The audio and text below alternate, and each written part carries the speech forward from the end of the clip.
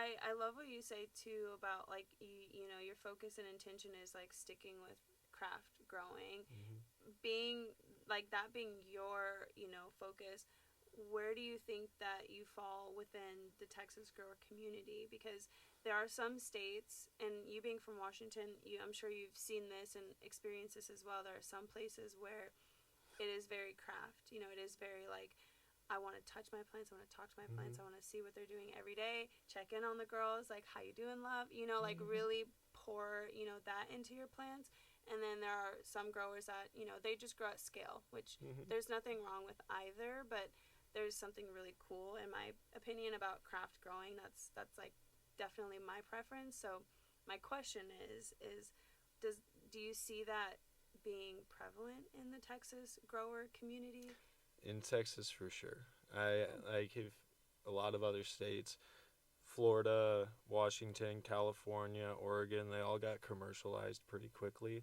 Like once Florida hasn't gone into recreational, but the other states, once they went to recreational and growing, they got commercialized pretty quickly. Yeah. And it was very clear that there were large scale companies that were just buying up land and producing product to turn for a profit.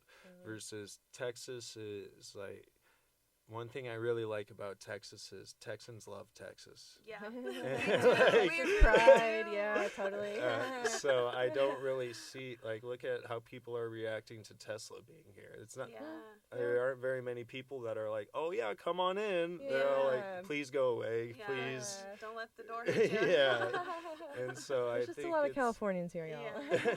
Just come a little slower. Yeah. So I think it's going to be the same kind of deal. Like Texans are going to want products grown, produced by Texans in Texas. And like, of course, we will have those commercial brands and those True Leaves and all those types of companies. Right. But it's going to be up to the actual consumer to differentiate and be like, no, I want the product that's actually cared for and it doesn't come in a holographic bag because that looks cool. It comes in a appropriate container. Yeah, like a jar. Yeah. Nice, like amber colored jar.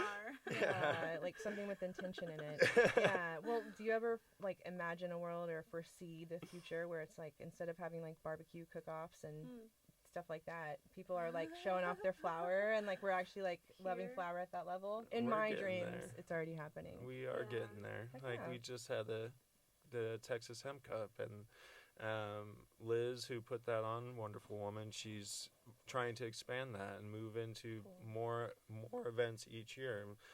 Summer and a fall grow off, or a fall and a winter, and just really trying to expand it. And I know that there are some Sensi magazine is actually moving to Texas and going to start a Southwest publication, and Texas is going to have a big part in that. So it is expanding and it is growing here very quickly. I don't think it will be commercialized in the same way as other states, though. Yeah. I really hope not, to be honest. And there's no, I think one of my like favorite and things to like compare with cannabis is beer or like alcohol. You have like your huge commercial beer companies. We love those. We can just go into the gas station or the corner store or wherever, grab a can, we're good. Or we have, these smaller, like more craft brewers, and you can go in and have like a little bit more of that tailored experience. And so I think we will see that with cannabis. So there's space for both, and I think a need for both, because craft, I don't think, would be able to meet the demands of like what a commercial market requires, and vice versa. So plenty of space and like love for both, but I just love that. I love the craft side personally. So Branding like this. Heck yeah.